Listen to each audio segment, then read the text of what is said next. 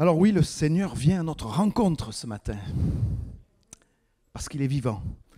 Alors que chacun d'entre nous, eh bien, au travers de sa parole, qui va être partagée dans quelques instants, eh bien, puisse recevoir dans son cœur une parole qui l'enseigne, une parole qui le corrige, une parole qui le relève, ou une parole qui le fortifie. Amen. Amen. Alors, le titre de la méditation de ce matin, l'habit de noces. Alors, vous allez peut-être avoir du mal à faire le lien rapidement avec le corps du message, parce que ce titre, je l'ai apposé sur la feuille très peu de temps avant de venir ici, parce qu'il y a eu un changement de direction dans ce que j'étais en train de faire. Et donc, le titre, l'habit de noces. Alors, l'habit de noces, c'est lié à l'Église. Et ce matin, on va essayer de s'intéresser à ce qu'est l'Église avant de parler de l'habit de noces. Donc le nom Église, on le sait, j'ai affaire à un public averti ce matin. Il vient d'un mot grec qui est ecclésia, que l'on traduit par assemblée. Et ce terme ecclésia, il dérive lui-même d'un verbe grec, ekaléo, qui veut dire convoquer, appeler au dehors, appeler hors d'eux. Donc à l'origine, ecclésia, en situation là-bas, en Grèce ou dans tout l'empire grec en tout cas, c'est un mot qui exprimait l'idée d'une assemblée à laquelle on va dans un lieu particulier suite à une convocation, une invitation pour délibérer sur un sujet donné. On sait que les Grecs étaient très friands de ces rencontres. Ils appréciaient beaucoup les débats. Et donc, l'ecclésia, ça pouvait concerner un rassemblement politique ou bien toute autre réunion profane. Et puis par la suite, le sens de ce mot, il a quelque peu évolué pour s'appliquer plus particulièrement à une assemblée convoquée pour un motif religieux.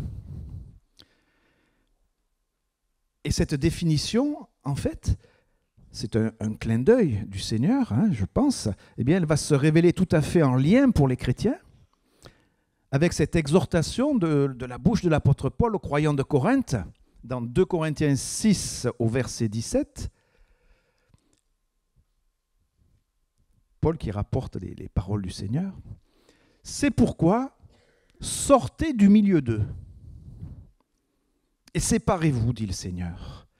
Ne touchez pas à ce qui est impur et je vous accueillerai. » Donc l'Église, l'Ecclésia, l'Église, au sens du Nouveau Testament, c'est donc une assemblée d'hommes et de femmes qui ont été appelés hors de la société civile, hors du monde, hors des ténèbres, par le Seigneur. Et cela pour signifier leur appartenance à Christ et à son royaume, pour être ses témoins et développer leur vie de disciples. Et pour cela, Jésus a apposé sur chacune de ces hommes et femmes le sceau de son Saint-Esprit. Nous ne sommes jamais seuls face à ce que le Seigneur nous demande de faire. Il nous a donné son Saint-Esprit. Éphésiens 1, verset 13-14, nous dit « En lui, vous aussi, après avoir entendu la parole de la vérité, l'évangile de votre salut, en lui vous avez cru et vous avez été scellés du Saint-Esprit, qui avait été promis, lequel est un gage de notre héritage pour la rédemption de ceux que Dieu s'est acquis à la louange de sa gloire. » Et la présence du Saint-Esprit en eux, cet homme, ces femmes, témoignent de leur appartenance à celui qui les a appelés, à celui qui les a rachetés. Romains 8, verset 16 nous dit « L'Esprit lui-même rend témoignage à notre esprit que nous sommes enfants de Dieu. » Luc 9, verset 23. « Si quelqu'un veut venir après moi, qu'il renonce à lui-même, qu'il se charge chaque jour de sa croix et qu'il me suive. L'appel de Dieu, c'est un appel individuel, pas un appel collectif. Ça concerne chaque personne en particulier. Au contraire du peuple juif, qui a un appel collectif. Nous avons un appel individuel. Et on est libre d'y répondre ou pas. Ça, c'est la liberté que le Seigneur nous a accordée. Et en tout cas, c'est un appel à s'abandonner entièrement à lui, à mourir à soi-même, nous dit la parole. La famille, les amis peuvent t'abandonner peut-être, si tu fais ce choix. Peut-être que tu devras laisser une bonne situation, si tu t'engages dans une certaine direction. Peut-être même que ta vie pourra être en jeu. Alors nous, ici, dans notre contrée, on n'a pas encore ce genre de problème, hein, mais faisons référence à l'Église persécutée, hein, et on comprend mieux ce que cela signifie. D'ailleurs, le Seigneur a dit dans Jean 15, versets 18-19, « Si le monde vous hait, sachez qu'il m'a haï avant vous. Si vous étiez du monde, le monde aimerait ce qui est à lui. Mais parce que vous n'êtes pas du monde et que je vous ai choisi du milieu du monde, à cause de cela, le monde vous hait. » L'appel de Dieu, c'est un appel individuel. Si quelqu'un veut venir, un appel individuel, on répond, on ne répond pas. C'est notre liberté. Et on comprend donc que l'appartenance à l'Église de Jésus-Christ, la vraie, la véritable, eh bien, elle se fait toujours par une réponse personnelle de la personne à l'appel de Dieu et non pas par la naissance, par exemple, comme cela peut être le cas dans les églises catholiques, orthodoxes ou autres.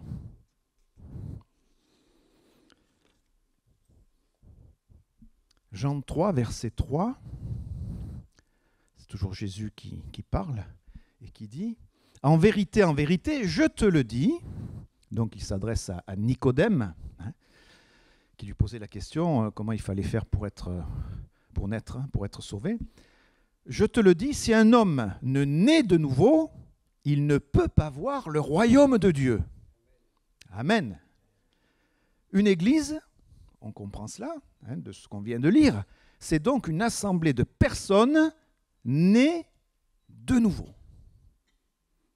C'est-à-dire que la réception par la foi de la parole de Dieu, par l'homme pécheur, produit en lui, par la puissance du Saint-Esprit, une nouvelle nature au plan spirituel qui fait de lui un enfant de Dieu. Amen. 1 Pierre 1, verset 23, « Vous avez été régénérés », c'est cela la nouvelle naissance, non par une semence corruptible, mais par une semence incorruptible, par la parole vivante et permanente de Dieu. Et la nouvelle naissance, dans la parole, on se rend compte qu'elle est toujours liée à la repentance. Acte 3, verset 19, nous dit « Repentez-vous donc et convertissez-vous, pour que vos péchés soient effacés, afin que des temps de rafraîchissement viennent de la part du Seigneur. » La repentance, c'est un mot qu'on emploie souvent dans nos milieux, mais on ne met pas forcément la bonne signification dessus. La repentance, c'est le jugement que nous portons sur nous-mêmes, sur notre état de péché, sous l'action du Saint-Esprit, et qui nous amène à confesser devant Dieu avec sincérité de cœur notre état de péché et à nous en détourner. Hein, une conversion, ça veut dire faire un demi-tour. Hein, donc à nous détourner. Et puis à reconnaître que Jésus, le Fils de Dieu, sans péché, eh bien, il s'est chargé à la croix de toutes nos iniquités pour recevoir à notre place la condamnation que nous méritions selon la justice de Dieu. Matthieu 16, verset 18. « Et moi, Je te dis que tu es Pierre et que sur cette pierre je bâtirai mon église et que les portes du séjour des morts ne prévaudront point contre elle. Acte 2, verset 47. Et le Seigneur ajoutait chaque jour à l'église ceux qui étaient sauvés. Le Seigneur veut l'église pour lui. C'est lui qui l'édifie. C'est lui qui l'a bâtie. Elle n'appartient ni à une dénomination, elle n'appartient pas à un pasteur, elle n'appartient même pas à ses membres. L'Église, c'est une construction, certes, mais spirituelle, dont les croyants sont les pierres vivantes, nous dit la parole. 1 Pierre 2, verset 5. Et vous-même, comme des pierres vivantes, édifiez-vous pour former une maison spirituelle, un saint sacerdoce afin d'offrir des victimes spirituelles agréables à Dieu par Jésus-Christ. On constate que l'Église, dans la Bible, elle n'est jamais un bâtiment. Jamais dans la Bible. L'Église, ce n'est jamais l'endroit où les chrétiens vont dans la parole de Dieu. La Bible, c'est ce que les chrétiens sont. Les chrétiens sont l'Église. L'Église, c'est un corps spirituel vivant, dont les croyants sont les membres et Christ la tête. C'est sa parole qui nous le dit. Colossiens 1, verset 24. « Je me réjouis maintenant dans mes souffrances pour vous, et ce qui manque aux souffrances de Christ, je l'achève en ma chair pour son corps, qui est l'Église. » Colossiens 1, verset 18 insiste dans ce sens-là. Il est la tête du corps de l'Église, on parle de Jésus. Il est le commencement, le premier-né d'entre les morts, afin d'être en tout le premier. Il y a une relation d'unité entre Christ et chaque enfant de Dieu. C'est l'idée du corps. Les croyants, les chrétiens, sont le corps. Christ, Jésus, est la tête de ce corps. C'est le chef de l'Église. 1 Colossiens 12, verset 12-13.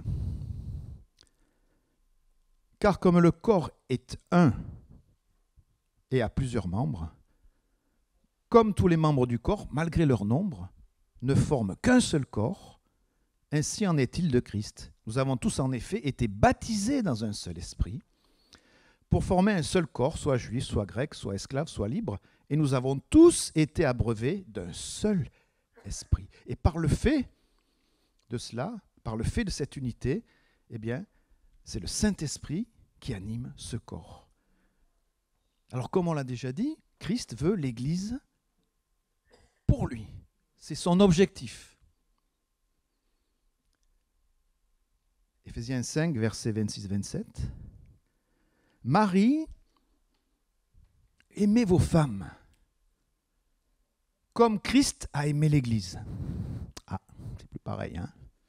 « Et s'est livré lui-même pour elle,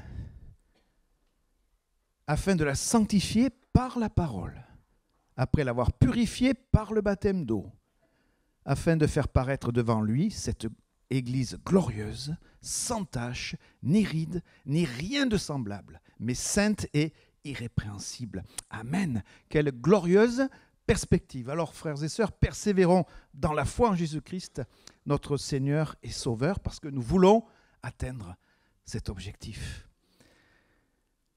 Alors, à cet instant, je parle depuis un certain nombre de minutes, et peut-être qu'il y a un certain ronron qui s'installe, n'est-ce pas? Il fait chaud. Il fait chaud. On entend la parole. Et donc, peut-être qu'il serait salutaire à cet instant de s'interroger sur ce qu'il en est de notre appartenance individuelle à l'Église de Jésus-Christ. Tant qu'on parle d'une manière générale, c'est confortable. Ça ne nous engage pas beaucoup. Là, quelle est ta position, mon frère, ma sœur, quant à l'appartenance à l'Église de Jésus-Christ? Vous allez vous dire, mais qu'est-ce qu'il raconte, lui? Qu'est-ce qu'il veut dire? Qu'est-ce qu'il soupçonne? est-ce qu'on peut penser que le fait d'avoir été présent ce matin pour le culte est un gage infaillible de spiritualité? Peut-être, mais sans garantie. Le Seigneur sait. Mais pour les autres, il y a une apparence, une image. Une image qui peut être entretenue, construite. Parce qu'on peut être assis là ce matin, les uns les autres, sans que notre jardin secret soit en accord avec la volonté de Dieu. On camoufle ça dans notre cœur. On ne le dit pas, on ne le montre pas. C'est l'apparence. Est-ce que le fait d'avoir pris la Sainte Seine ce matin, c'est un acte éminemment spirituel pour moi? J'ai entendu oui. Effectivement, la logique voudrait que oui. Mais rien n'est moins sûr. Il ne faut pas s'entretenir dans l'illusion. Peut-être que j'ai pris le pain et le vin ce matin comme un rituel, parce que ça se fait dans le culte. Il y a un moment donné où on sait que les musiciens laissent la place, et puis qu'il y a un lecteur qui vient, et puis qu'ensuite on distribue. On est habitué depuis des années. Hein? Alors peut-être que c'est devenu un rituel. On ne saisit plus le sens des espèces, du pain, du vin. Ou alors tout simplement, j'ai pris le pain et le vin pour ne pas attirer l'attention sur moi, parce que si je reste assis, tout le monde va dire « Mais pourquoi il est assis? Il n'a pas pris. » Dans la tête, on ne le dit pas à voix haute. C'est l'apparence. Est-ce que le fait d'avoir élevé la voix, une ou plusieurs fois pendant la louange, fait de moi un grand spirituel? C'est possible, mais pas forcément. Rappelons-nous l'image du pharisien qui priait dans la synagogue et qui priait à voix haute. Il était bien droit au milieu, il fallait que tout le monde le voie, et qui disait Seigneur, je te bénis de ne pas être comme cela.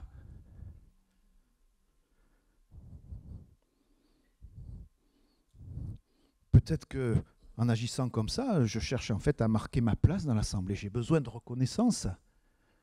Et je marque ma place. C'est l'apparence. Alors, on va en rester là pour les exemples. Mais pourquoi est-ce que j'ai dit cela? C'est un peu désagréable quand même, hein? Alors, on va regarder la parabole dite du festin des noces, dans Matthieu 22. Alors, on ne va pas la lire en entier parce que ça serait un peu long, mais donc je vais résumer les 10 premiers versets. Donc, la parabole nous raconte qu'un roi a fait des noces pour son fils. Il envoie ses serviteurs chercher les invités, ceux qui ont été invités, mais ils ne veulent pas venir. Alors, il envoie d'autres serviteurs en leur recommandant de leur dire oh, moi j'ai préparé le festin, mes bœufs, etc. sont tués, tout est prêt. Venez aux noces. Mais personne ne réagit, personne ne répond. Et même les uns les autres s'en vont, l'un dans son champ, l'autre faire son petit trafic. Et même certains vont tuer les serviteurs qui sont venus faire l'annonce. Alors le roi réagit, il envoie des troupes et il fait périr ces meurtriers. On nous dit qu'ils brûlent même leur ville. C'est radical. Et puis il y a toujours les bœufs qui sont égorgés, etc. Donc il dit à ses serviteurs, eh bien, puisqu'ils n'ont pas venir, eh bien, appelez aux noces tous ceux que vous trouverez. Et donc les serviteurs vont dans les chemins, etc., dans les campagnes, ils rassemblent tout ce qu'ils trouvent, les méchants, les bons, est-il dit. Et la salle de noces fut pleine de convives. Donc là, évidemment, ça évoque la position d'Israël, qui était le peuple élu et qui a rejeté en fait l'appel du Seigneur. Et donc, le Seigneur s'est adressé aux païens et a commencé à bâtir l'Église à partir de ce moment-là. Donc la salle de noces est pleine de convives. Alors maintenant on lit à partir du verset 11. Le roi entra pour voir ceux qui étaient à table. Et il aperçut là un homme qui n'avait pas revêtu un habit de noces. Oh, surprise, étonnement. Il lui dit, mon ami, alors il n'est pas agressif, hein, le roi, mon ami, il lui dit gentiment, peut-être tristement, comment es-tu entré ici sans avoir un habit de noces? L'homme, il eut la bouche fermée. C'est la position qu'on aura lorsqu'on va paraître devant Jésus. On ne pourra pas chercher des excuses. L'homme eut la bouche fermée. Alors le roi dit au serviteur, liez-lui les pieds et les mains et jetez-le dans les ténèbres du dehors, où il y aura des pleurs et des grincements de dents, car il y a beaucoup d'appelés, mais peu d'élus. Il y a un intrus au repas des noces. Ça alors. Il se fait refouler et jeter dehors par le roi. Dehors, c'est donc dans les ténèbres, etc. On comprend que cette scène fait référence à l'enfer. Mais ce qui est intéressant de constater, c'est que cette personne, c'est quelqu'un de l'Église. Eh oui, c'est quelqu'un de l'Église. On voit qu'il est entré avec tous les autres. Alors c'est une parabole, donc ça n'est pas le récit, un récit réel. C'est une construction qui permet d'expliquer des réalités. Hein. Donc il est rentré avec tous les autres. Sa présence apparemment ne choque personne, bien qu'il n'ait pas le même costume. Donc on peut penser qu'ils sont habitués, bon, ils le connaissent. Il a accepté l'invitation, il était bien content. Lui, le repas des noces, la vie éternelle, c'est super. Et il veut sa part. Mais il n'a pas respecté ce qui était écrit en bas du carton d'invitation. Habit de noces obligatoire. Mince, c'était un repas à thème. Eh oui, il n'a pas bien lu, et lui, il est rentré avec son costume sur mesure de sa propre justice.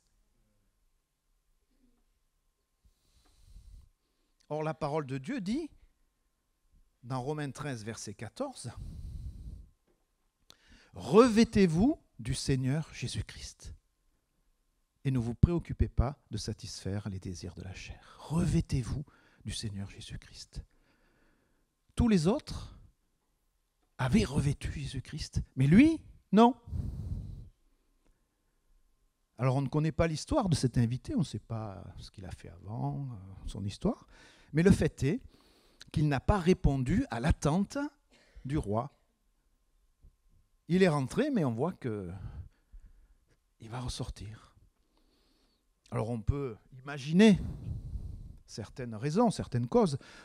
Pourquoi il est dans cette situation-là? Peut-être qu'il a perdu le feu de son premier amour, qu'il s'est refroidi avec le temps et qu'il ne s'en est pas repenti. Retrouver une relation plus intime avec Dieu, eh ben, ce n'était pas sa priorité, il était bien comme ça, hein, tranquille. Peut-être qu'il était tiède. Jésus dit à l'église de Laodicée, Apocalypse 3, verset 16, « Ainsi, parce que tu es tiède, et que tu n'es ni froid ni bouillant, je te vomirai de ma bouche. » Être froid, c'est l'état de l'homme naturel, qui ignore tout de la vie de l'esprit. Être bouillant, c'est l'état de celui qui est rempli du feu de l'esprit. Et la tiédeur, eh bien, c'est l'état de celui qui connaît l'évangile de grâce. Il était de l'église, le gars, hein, mais qui est un paresseux spirituel.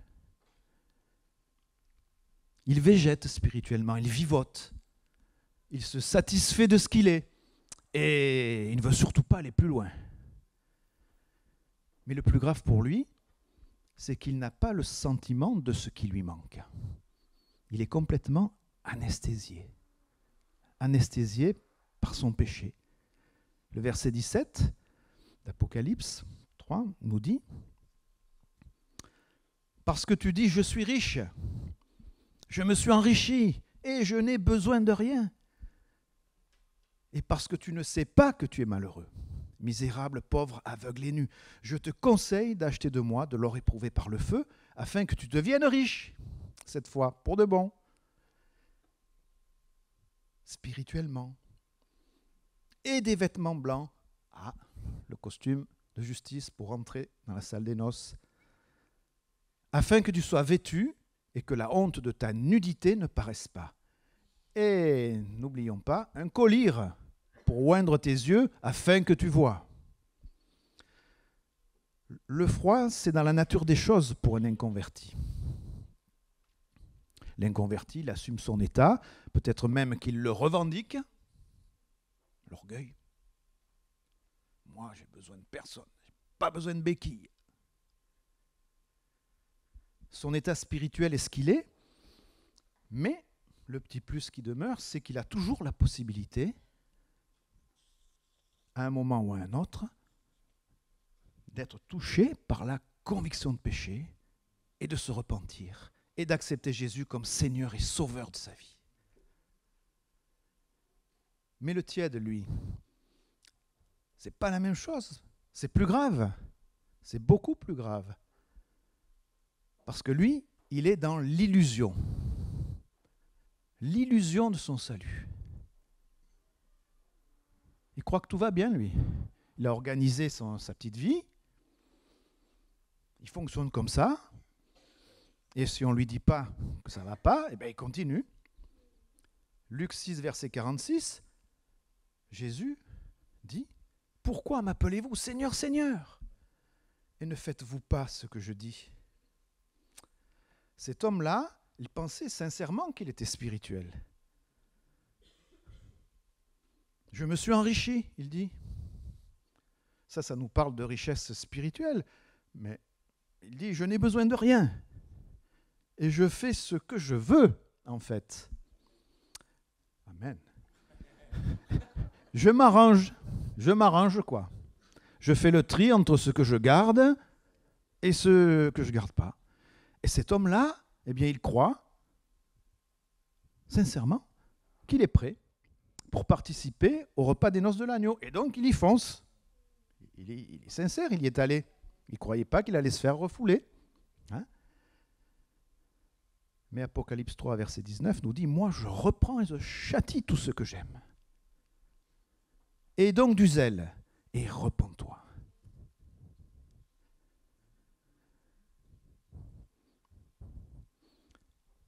On peut écouter la parole, bien sagement, mais ne pas la mettre en œuvre.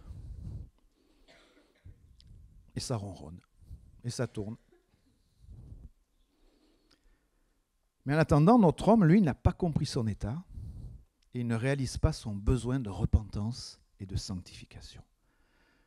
Frères et sœurs, est-ce que nombre d'entre nous ne vivent pas, à un moment donné ou à un autre, dans cette fausse sécurité?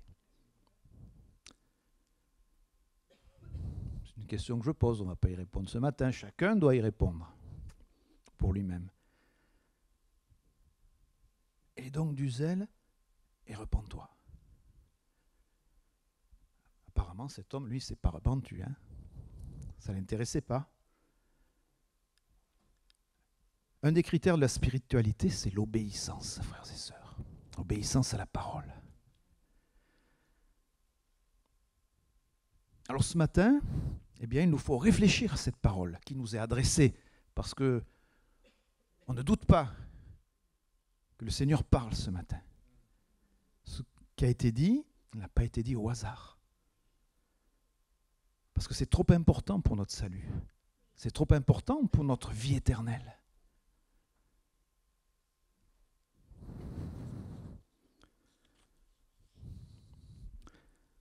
En conclusion, je vais citer un verset, Philippiens 2, verset 12, que je vais laisser donc en conclusion, et qui dit « Ainsi, mes bien-aimés, comme vous avez toujours obéi », important de souligner, travaillez à votre salut avec crainte et tremblement. Oui, on peut travailler à son salut. Oui, on doit travailler à son salut. Si on garde les mains dans les poches, spirituellement parlant, eh bien, on risque fort de perdre cette position pour l'éternité, de perdre le salut.